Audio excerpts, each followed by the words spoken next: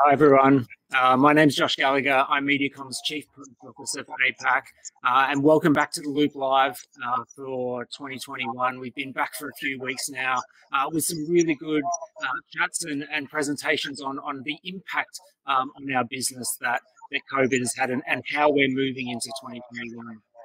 I'm excited today because we've got a little bit of a different view on moving away from media and marketing, but moving very much into the consumer and thinking about how consumers have changed over this time and how it's going to make an impact on what we do from a business perspective.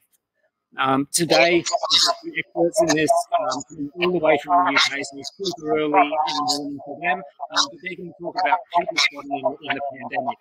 And that's probably one of the hardest things to do physically, but increasingly it's an easier thing to do digitally. So we're going to talk to them today about how they've seen behaviour change, some of the tools that they've used and what they've noticed over this time. So I'm going to introduce Mariam, but first and Chris, to go through a little bit on people spotting in the pandemic. If you do have any comments or questions, please leave them in the comments box, and if we have time, we'll get to them later on. So over to you, Chris. Cool. Thank you, Josh. Hello, everybody. So everything that we're about to show you is widely available. Anyone can go and do this. You can do it yourselves with Google and a bit of curiosity. The heart, really what we're going to talk to you about is a shift in how we need to view digital data, actually. We've been obsessed as a category, as a service industry with reporting and acting on what, and using that as a comparison rather than looking for the why behind the what. So the net effect of that is that actually you get a narrowing of a worldview and growth, especially growth in a changing world, needs an expansive worldview. And this can predominantly come from an observation about the why. Why is what we see going on right now? So as I said, everything that Mariam and I are about to show you, you could go and do yourselves in a series of Google trend searches using freely available Twitter tools and social listening tools. But actually, we're going to start with Google. Because a simple search like this, the relationship between best and cheap in the UK over the last, get my time series right, 17 years. Everywhere in the world, this shows a very similar structure. The starting points are different. But this is actually the story of the internet, right? This is the story of a move from an internet that is focused on price and cheap and finding things to an internet that is expansive, an internet of quality, an internet of actually reflecting what people want out of their lives. People don't just want cheap things in their lives. They want to have the best things that they can afford. And more than that, actually what we're seeing now is an evolution into an internet of questions and conversation. The scale of things that are typed into Google that start with why, what, how has increased infinitely over the last few years. Again, this is a 17-year time series. It's a worldwide view this time. And as you see right at the end of this graph, there have been some really significant spikes in things like how and what based questions over the course of COVID. And this is because, actually it's reflective of the fact that Google is a map of human intention. And really that's where we wanted to start, because if you view it as a map of human intention, rather than viewing digital data as a means of optimizing and being more efficient about the what, then you get to a very different place in terms of what you can see right now in people's behavior. So you take that map and you place it in the middle of a pandemic, and you place it in the middle of shifts in behavior in a pandemic. And this is probably the most fundamental shift that has gone unnoticed and unobserved and unmentioned, really. In the US, in the 9 months from March to December last year, there were 9 billion commuter hours lost. There are similar numbers pretty much everywhere around the world that you choose to look at this. And the reason I'm starting here is because it is one of the most disruptive movements we have seen in terms of media consumption in decades. Because if you take people out of their cars, what do? They've got 9 billion hours given back to them. The truth is actually 51% of them spend those hours working right now. which is a very sad state of affairs. Only 11% spend more time with their children, and then there are some other layers on top of that. Actually, the most significant layer that goes on top of that is this. So there are 9 billion hours that are gained by people. Most of those go back to work. And there's another 18 billion hours layered on top, which is digital content and consumption. And that is where you get the richness of a map of human intention and an understanding of why and an understanding of what is going on in the world. And it starts here. It starts with beginning. We are all absolute beginners, right? From sourdough to gardening, from yoga to guitars, from how to write a story, beginning, middle, and end, to Pilates, which is not my favorite form of exercise. There were 7 billion searches on YouTube last year, which started with the word beginner, which just shows a fundamental shift in people's behavior in terms of what they're looking for and what they're looking for out of digital tools, but also what they're looking for out of life. It's a much more expansive space now. And really, what we see in all of this data is a heightened sense of exactly what is going on emotionally with people. People choose things on an emotional basis.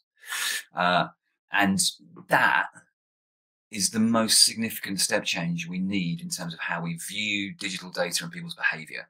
It's been viewed in a very rational and mechanical way, and we need to view what's going on from an emotional lens as well. This, behind this statement, is data from Headnometer, which is freely available online, which is it's based on the Twitter API. So it is a long-term trend in how happy people are based on social listening and semantics.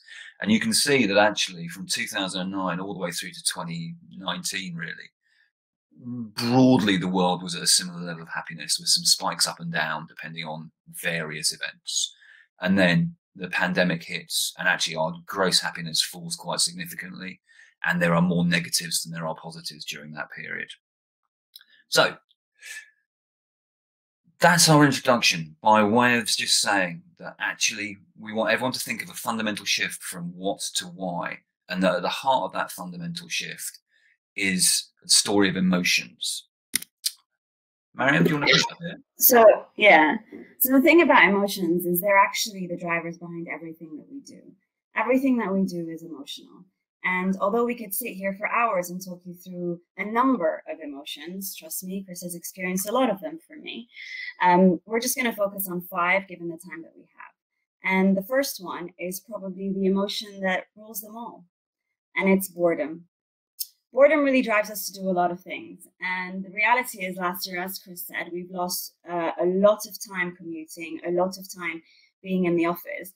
But we've doubled that time in how much we've spent on digital. And one of the most interesting facts that we've come across is there's been a 50% increase in view-through rates.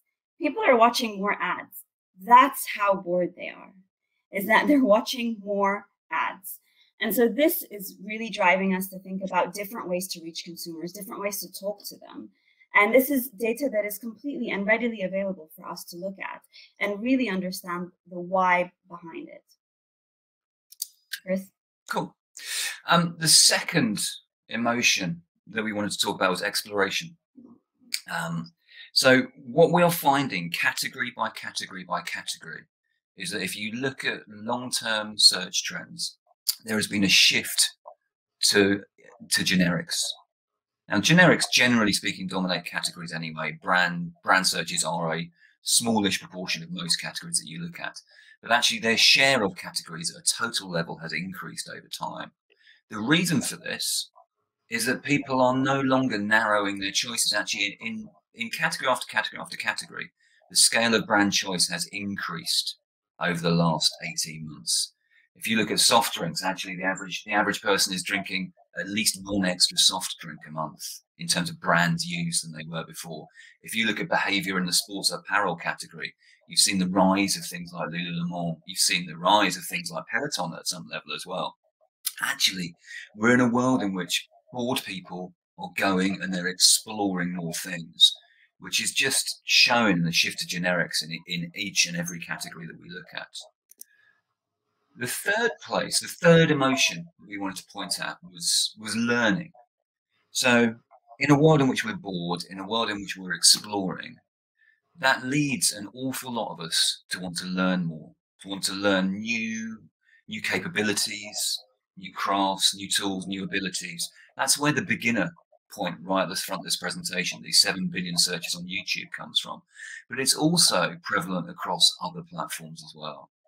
Learn on TikTok, the hashtag had 63 billion interactions over the course of last year.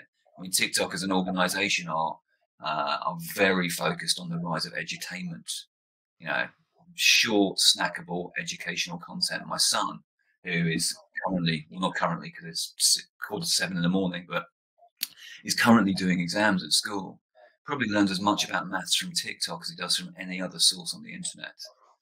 And so, yeah, what we're seeing, if you look beyond the what's, is that people are bored. They're therefore exploring and therefore actually wanting to learn more about a variety of new sectors, new categories, new capabilities, learn how to do yoga, learn how to meditate. And that is influencing their behavior. It's influencing what they're going to engage with, the content they're going to engage with, the type of content that needs to surface in front of them, and actually what we need to do as advertisers in order to engage them. Excitement.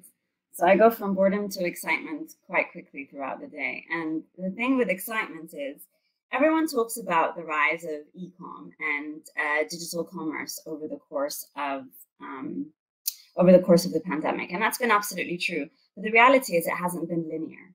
And the reality is when you look at the shape of that, we see that it's changing. So Amazon, Chris, I think you should click Amazon, which has the biggest portion, continues to probably have the biggest portion of share. But the reality is within that, things are changing. People aren't necessarily going to Amazon to search for things because they need that excitement. They need to experience something completely different to just a transaction. They want it to be much more fulfilling. So people are actually starting to pay for shipping, surprisingly. And, you know, they're going on to different sites and through exploration driven by boredom, they're looking for that sense of excitement, and it can exist digitally, and it is existing digitally. So over here, we see the shift of the portion of other than Amazon growing from less than 20%, less than 10% even, to about a quarter and more than that, of the portion of digital sales. This is really important because if you think about the why consumers are visiting different sites, we have to design for that as brands, as agencies. We have to influence our clients to really think about the user experience and what it looks like. If we know they're looking for excitement, the user experience on a site is very different than if we think they're looking for a simple transaction. And this is why the rise of social commerce has been so successful, because people are looking to go beyond the transaction and really engage and get excited by what they see and what they engage with. So from excitement to our final emotion, connection. These are searches for Tinder in the past 7 days. The spike you can see is a spike between 11 p.m. and 1 a.m. in the morning. So basically, every single day of the week, there are a load of people lonely at nights, going onto Tinder, going onto Google to look for Tinder, to look for connection. And actually, it's not just, it's a slightly facetious point this with Tinder, right? But it's not just on Tinder. If you look at the Match.com, Match Group, the online dating organization's share price over the course of COVID, right? You look at the long-term trend in their share price, it did next to nothing for, give or take 5 years, 4.5 years. COVID has seen a huge increase in the value of Match.com because it's seen a huge increase in the volume of people looking to find connection through a screen. And actually, it's a critical emotion for us to close on this, because we've gone from boredom through excitement that Mariam's just given you, all the way through to connection. And this is where it starts to get very interesting for brands. The question of, what is it that people want from their relationship? Not only their relationship with human beings, and how can you help and facilitate that, but what do they want from their relationship with you? Because connection is not just about love with a partner. It's also about connection with the local community. And what we're absolutely seeing is there is a huge rise in interest and searches and social keywords around community and locality. And that is another part of what's going on with connection. People are looking, as they come out of what is basically a 2-year hibernation, they're looking to connect with more people. They're looking to collect on a more localized basis. And that will affect everything that we do as brands. It will affect how we get involved with communities. It will affect how we show up in locality. It could affect, frankly, the importance of out of home on a really simple level as a medium over the course of the next year and a half. More and more people are going to want to be outside in their locality, driven by a need to feel a closer connection to their local community. So we've gone from boredom through exploration, learning, excitement, and connection. Look, we could have, as Mariam said, we could have gone to many, many, many other emotions. Adoration, nostalgia, joy. Sound is a really interesting emerging area. There's been a huge boom in high quality headphone purchases. The world has moved from being in offices with their sound off to being in their homes with their sound on. And that creates a very significant opportunity, and actually one that's really poorly integrated in terms of advertising. Advertising in podcasts is an appalling experience so at the moment. Right? But that's where we wanted to land. Everything we do is emotional. Every single choice we make is emotional. And there are freely available tools online, from Google Trends through to things like the headometer, which you've seen, which can help you understand the emotions at play. What those emotions help you do is get to a plan, get to execution, which is going to connect with the consumer better, rather than just observing the what, observing the why, and doing something about it, doing something which helps, something which unlocks, something which is based on the fact that people want to learn about a certain sport, if you're in that category, or people want to just feel a little bit more excited about their shopping experience if you've got a huge e-commerce business, or the fact that actually if you've got a business which is entertainment based, maybe nostalgia is quite an interesting place to play right now. So that's us, people watching in a pandemic. We have 3 key takeaways. Everything is emotional. As you can imagine, we've said the word countless times during this presentation, but this is a really important shift. The world of digital and data is predominantly rational and mechanical. It predominantly describes what, and everything is emotional. What goes with that is that we need to move beyond observing what to observing why. And there's some very simple ways of doing that. Google is a map of human intention. Twitter is a map of human conversation. Pinterest is a map of human obsession. And if we focus our time and energy on understanding what it is people are doing on those platforms, when they're doing it and why they're doing it, it can influence the entirety of an advertising and marketing plan, not just what you do on Google, Twitter, and Pinterest. That's us. Cool. Thank you. As always, I mean, I found that super interesting. And I think, you know, what I found interesting, I'll ask a few questions about it. But I mean, firstly, that all of this stuff is available. Like, as you said, we can be using Google Trends, stock market pricing to indicate big changes in consumer behavior. But I think that one of the things that is a struggle for people and marketers and people that work in media is how you kind of start to kind of spot this human emotion. So yes, the tracking is readily available now, and to a certain extent, people are even more rewarded for their curiosity, because you can actually find stuff now that you can get some real insight from. But how do you start? Like, how do you go about spotting intent in the first place, or are you guys kind of tracking a whole heap of stuff and then picking things out of it?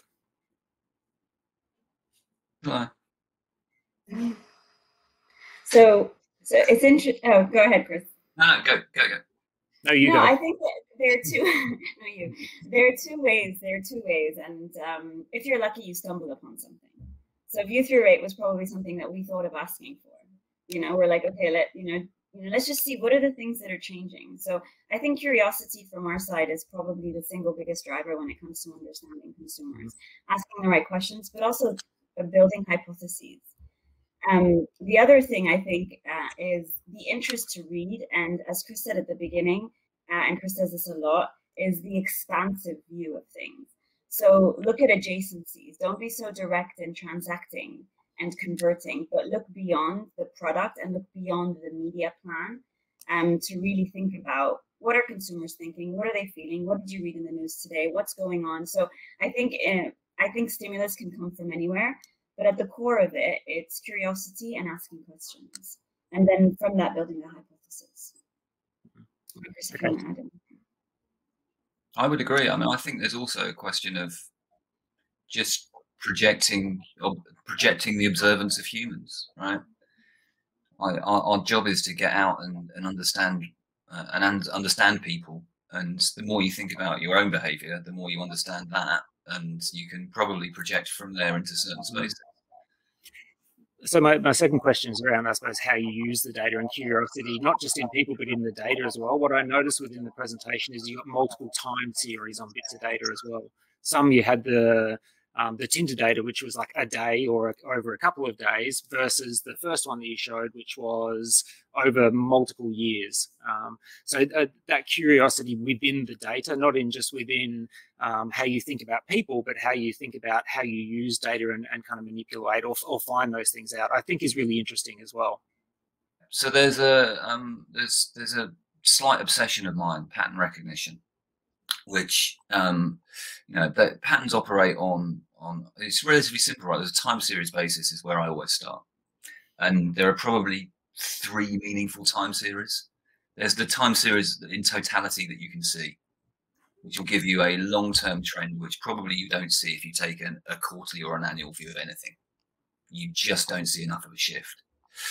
Especially in legacy businesses. So if you look at something like penetration in a legacy business on an annual or quarterly basis, you don't see shifts. If you look at it on a 10-year basis, you do. So that's the first view we tend to go to. The second view we then tend to go to is pretty much the smallest one you probably should, which is a week. So what is it that looks, what does the rhythm of a week look like? And within the rhythm of a week, what is it that I can see? And I think that's really for us the thing to think about is rhythms. Humans are rhythmic beings, and we all have our own daily routine, our own weekly routine, and then over the course of 3, 6, 1 year, 12 years, you can start to see those routines played out and their long-term impact over things. So you either start very, very long or very, very short and go very, very long either way. Cool, good tip. So I've got another question. I've actually got a question from Mark Heap that's come in the comments. And I think it's an interesting question because I think it raises some points around local versus global and how data can be used not only for local, or behaviour is happening on very micro local levels, but also global. And also a question around how digital data can inform or make us think about offline channels as well, like radio and newspapers. So he's asked the question around whether he thinks there'll be a resurgence in local newspapers and radio as people want to feel more connected as communities, or the communities kind of borderless in terms of what they do as a virtual world, or is it a bit of both, or it's category dependent, or no? Look, I think a bit of it will be country dependent if I'm being fully transparent, because the geographic nature of media delivery in countries varies, right? But the truth of the matter is that a lot of what used to be delivered by local newspapers is now delivered by, combination of Craigslist, Gumtree, WhatsApp groups, and all those kind of things. So some of the function that they delivered in communities has disappeared. The connection of sports teams, which is now done via Pitch Hero and things like that instead, actually. What I think we're likely to see, is, and I think we're already seeing this, right? My local pub during the pandemic has changed itself to become takeaway beer and pizza delivery, and probably has as much trade from takeaway beer and pizza delivery as it had before. And I think the reason for that is not because the pizza's great. The reason for it is because people want to support their local community. And so I think you'll find it in shopping behaviour, and I think you'll find it in, therefore, presence of people, and therefore actually out of home. That's why I went to out of home. That's why I think out of home will be really important. I think local newspapers with certain generations maybe, but there are generations who just never started reading local newspapers, is the truth of the matter. So I suspect not. Radio is interesting. So radio is almost the ultimate community medium, right? It's a conversation. And I just think the nature of that community has changed. It's a global community now, predominantly rather than a local community. So you have Clubhouse, you have whatever the new Twitter Spaces, or whatever their Clubhouse killer is meant to be called. You have the rise of podcasts, etc. All of those are basically radio. They've just got a different name. Mm. Okay, cool, interesting. So I think the last thing, I'm going to ask one more question, and it's a related question, but also it's a little bit of a pointer to next week, and I'm going to ask it of Mariam, because I think a lot of this, yes, relies on kind of those tools, but we've spoken about curiosity, and we've spoken about the need to be really curious and think a little bit differently about how we're going to find consumers within data, or kind of map that human behaviour.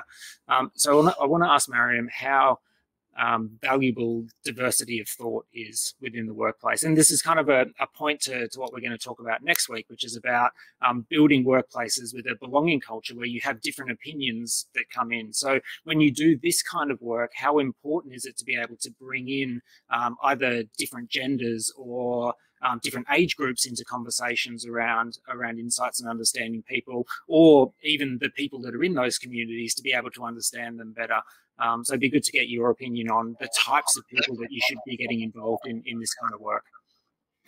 I love this question because, as you know, Josh, I don't come from the media world, and I think it's probably been the thing that's helped me the most when it comes to formulating solutions or looking at things.